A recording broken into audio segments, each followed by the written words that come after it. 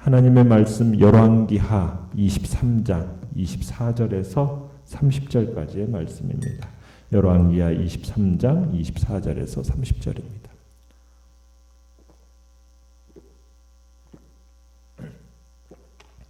열왕기하 23장 24절에서 30절 우리 한 목소리로 같이 읽겠습니다. 시작. 요시야가 또 유다 땅과 예루살렘에 보이는 신접한 자와 점쟁이와 드라빔과 우상과 만든 모든 가증한 것을 다 제거하였으니 이는 대제사장 hil기야가 여호와의 성전에서 발견한 책에 기록된 율법의 말씀을 이루려 함이라. 요시야와 같이 마음을 다하며 뜻을 다하며 힘을 다하여 모세의 모든 율법을 따라 여호와께로 돌이킨 왕은 요시야 전에도 없었고 후에도 그와 같은 자가 없었더라. 그러나 여호와께서 유다를 향하여 내리신 그 크게 타오르는 진노를 돌이키지 아니하셨으니 이는 므낫세가 여호와를 경노하게 한 그 모든 경노 때문이라. 여호와께서 이르시되 내가 이스라엘을 물리친 것 같이 유다도 내 앞에서 물리치며 내가 택한 이 성 예루살렘과 내 이름을 거기에 두리라 한 이 성전을 버리리라 하셨더라. 요시야의 남은 사적과 행한 모든 일은 유다 왕 역대지략에 기록되지 아니하였느냐. 요시야 당시에 애굽의 왕 바로 느고가 아수르 왕을 치고자 하여 유브라데 강으로 올라가므로 요시야 왕이 맞서 나갔더니 애굽 왕이 요시야를 무깃도에서 만났을 때에 죽인지라. 신복들이 그의 시체를 병거에 싣고 무깃도에서 예루살렘으로 돌아와 그의 무덤에 장사하니 백성들이 요시야의 아들 여호아스를 데려다가 그에게 기름을 붓고 그의 아버지를 대신하여 왕으로 삼았더라. 아멘. 오늘 말씀의 제목은 너무 늦기 전에 라는 제목으로 말씀을 나눕니다. 요시야는 이스라엘 역사상에 가장 기억에 남을 만한 유월절을 지켰습니다. 그런 다음에 개혁을 계속해 나가는 장면이 오늘 24절에 나옵니다. 요시야는 율법책에 기록된 여호와의 말씀을 이루고자 유다 땅과 예루살렘에 있는 모든 신접한 자, 점쟁이 이들을 다 제거하고요. 또 우상들, 또 드라빔 그리고 모든 가증한 것들을 다 제거합니다. 그러니까 혐오스러운 모든 것들을 다 제거하는 거죠. 그러니까 우상 숭배만 금지하는 게 아니라 그것에 만족하지 않고 우상 숭배를 부추길 수 있는 것들, 그래서 예배에 사용될 수 있는 모든 것들을 아예 제거해버림으로써 어쨌든 그 우상 숭배의 부활의 가능성을 최소화하려 했던 것이 요시야의 이 개혁의 모습이었던 것을 보게 되는 겁니다. 자, 내용 관찰 문제 1번을 보시면, 자, 요시야의 개혁이 갖는 탁월성에 대해 본문은 어떻게 기록합니까? 자, 25절을 보시면은 요시야와 같이 마음을 다하며 뜻을 다하며 힘을 다하여 모세의 모든 율법을 따라 여호와께로 돌이킨 왕은 요시야 전에도 없었고 후에도 그와 같은 자가 없었더라. 그러니까는 이 요시야와 같은 사람은 이전에도 없었고 그 뒤로도 다시 나타나지 않았다라고 하면서 이 요시야의 개혁이 갖는 탁월성에 대해서 이렇게 본문은 설명을 하고 있는 겁니다. 참 이 평가는 사람이 사적으로 내린 평가가 아니에요. 하나님이 직접 내리신 평가입니다. 그러니까 이 요시야는 다윗 왕조의 왕이 어떠해야 하는가를 참 보여주는 모델이라고 할 수가 있겠죠. 그러니까 진정한 의미에서 전설적인 신앙인이었다 우리가 생각할 수 있는 겁니다. 참 요시야가 이 모든 일을 마치고 하나님 앞에 섰을 때 참 하나님이 얼마나 기뻐하셨을까, 참 이 요시야를 얼마나 대견해 하셨을까, 참 우리로 하여금 느끼게 하는 장면입니다. 마찬가지로 우리 모든 사람은 예외 없이 우리 인생에 대해서, 자신의 인생에 대해서 하나님의 채점표를 받게 되어 있습니다. 우리 인생은 지나가면 끝나는 게 아닙니다.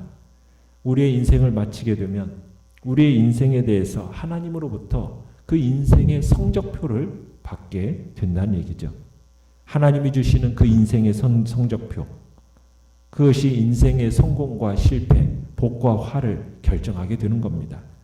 그렇기 때문에 우리는 마지막 때 하나님이 나에게 주실 인생의 그 성적표, 거기에 우리의 관심을 기울이면서 우리가 삶을 살아야 되겠다, 이런 다짐을 해보는 것이죠.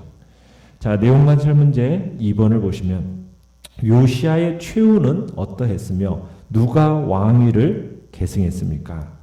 참 하나님을 진심으로 사랑했던 성군 요시야입니다. 그런데 그의 최후는 너무나도 서글픕니다.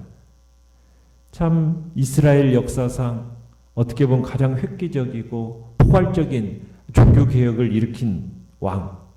그런데 그의 죽음은 참으로 그가 행한 일에 걸맞지 않은 죽음을 당하게 돼요. 어떻게 죽게 됩니까? 29절에 가보면은 애굽 군대와의 전쟁에서 전사하고 맙니다. 그리고 30절에 가보면 그의 아들 여호아스를 데려다가 이제 그에게 기름 붓고 그의 아버지를 대신해서 왕으로 삼게 되죠.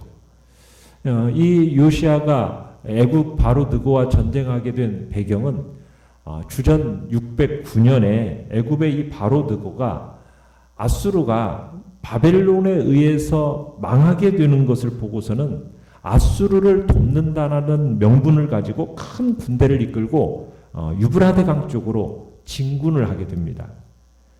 그 당시 근동 이 신진 세력으로 급부상하고 있던 이 바벨론을 견제하면서 동시에 이 애굽은 이번 기회를 통해서 이 애굽이 근동의 군주가 되겠다라는 그런 야심 속에서 이 전쟁을 이렇게 치르게 되는 겁니다.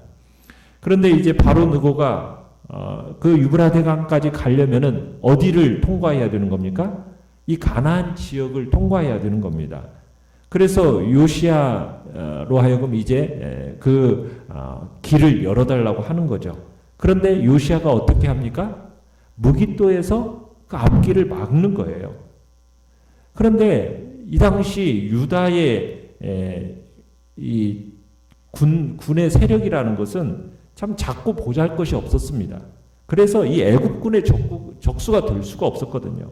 처음부터 무모한 대항이었습니다. 그러다가 이 요시야가 이 전쟁에서 목숨을 잃게 되는 거예요. 참 왜 이런 무모한 짓을 요시야가 했을까? 이제 그런 의문이 들기도 하는데 이 열왕기서에서는 이 내용에 대해서 아무런 추가적인 설명을 해주질 않아요. 그런데 역대기에 가보면은 요시야가 느고를 이렇게 막는 데 있어서 이 바로 느고가 자신은 여호와의 뜻을 따라서 출정하는 거니까 너는 여기서 막지 말아라 하고 경고를 보내요. 그럼에도 불구하고 요시야는 무모하게 그 바로 느고의 이 말을 무시하고 그 길을 가로막다가 이런 변을 당하게 되었다. 이렇게 역대기에서는 설명을 해주고 있어요. 그러나 우리는 이 요시야의 죽음이 사람들이 생각하는 것처럼 그렇게 불행한 죽음은 아니었다라는 것을 알 필요가 있습니다. 요시야의 죽음은 분명 유다로서는 큰 손실이죠. 그리고 회복의 희망이 사라진 것이 분명합니다. 그러나 요시야의 요시야의 죽음은 개인적으로는 그 죽음 뒤에, 이 요시야의 죽음 뒤에 그를 아끼시는 하나님의 배려와 사랑이 담겨 있다라는 사실을 우리가 또한 알아야 됩니다. 요시야는 물론 경건한 왕이었고 의로운 왕이었어요.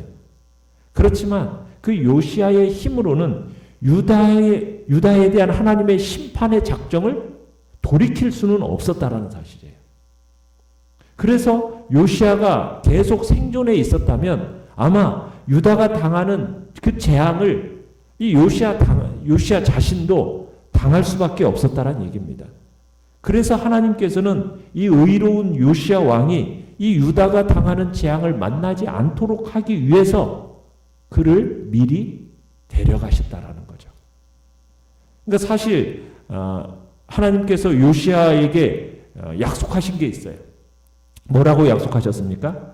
22장 20절에서 내가 너로 너의 조상에게 돌아가서 평안히 묘실로 들어가게 하겠다. 하나님께서 그렇게 약속을 하셨고 악인들에게 당할 그 환난에서부터 하나님은 이 요시야를 건져주신 거라. 이렇게 볼 수가 있다는 얘기입니다. 그러면서 요시야는 참으로 안식을 누리게 되었다. 지금 성경은 우리에게 그렇게 표현해주고 있는 거죠. 자, 연구와 묵상 문제 3번을 보시면 요시야의 탁월한 개혁에도 불구하고 하나님은 유다를 향한 진노를 돌이키지 않으십니다. 그 이유가 무엇입니까? 자, 요시야의 개혁은 참으로 철저한 개혁이었고 광범위한 개혁이었어요. 남유다 역사상 이렇게 강력한 종교개혁을 단행한 왕은 없었어요. 그런데 요시야의 이런 헌신적인 노력에도 불구하고 유다와 예루살렘을 향한 하나님의 진노가 조금도 누그러지지 않았어요. 성경은 그 이유를 뭐라고 얘기하고 있습니까? 26절에 보니까 므낫세의 죄악 때문이다. 여호와를 경록케 한 므낫세의 죄악 때문이다. 이렇게 말씀하고 있습니다. 므낫세가 몇 년 동안 왕위에 있었습니까? 55년이에요. 55년. 55년이라는 긴 세월 동안 장기 집권하면서 유다와 예루살렘을 돌이킬 수 없는 죄악에 빠뜨려 버렸던 거예요. 우리는 앞에서 요시야의 개혁이 얼마나 철저했는가를 봤잖아요. 그의 개혁의 조치가 그 전에도 없었고 후에도 없었을 정도로 정말 강력한 개혁이었습니다. 그리고 우리가 보기에 요시야의 종교개혁은 정말 성공한 것처럼 보여져요. 그러나 이 요시야의 개혁이 한계를 지니고 있었다라는 거예요. 시기적으로 좀 너무 늦은 개혁이었다는 얘기입니다. 그동안 이어져 내려온 죄악의 관성이라고 그러죠. 이 죄악의 관성이 무척 심각했던 겁니다. 죄악으로 물든 이 남북의 오염의 수치가 한도를 넘어버린 거예요. 요시야의 개혁이 겉으로 보기에는 완벽해 보였지만 이미 므낫세와 아몬의 치하에서 타락할 대로 타락한 이 백성들의 마음을 하나님께로 돌리지는 못했다라는 거예요. 마음까지는 돌리지는 못했어요. 겉으로는 개혁이 완성되어지는 것처럼 보였는데 백성들의 마음이 이 강력한 의지를 가지고 개혁을 추진하는 이 요시야의 마음을 따라오지는 못한 거예요. 형식적으로 동조는 했는지는 모르는데 그 마음이 하나님께로 온전히 향해지지는 않았더라는 거예요. 여전히 이 유다 백성들의 마음은 므낫세가 통치할 때 그 상태 그대로 있었더라는 사실입니다. 그래서 요시야의 힘만으로는 이 오염된 역사의 물줄기를 되돌릴 수가 없었던 거예요. 힘에 붙이는 개혁이었다. 우리는 그렇게 볼 수 있는 겁니다. 자, 느낀 점 4번을 보시면 훌륭했지만 한시적인 요시야의 개혁이 므낫세의 악행으로 격발된 하나님의 진노를 끝내 돌이키지 못함을 보며 무엇을 느낍니까?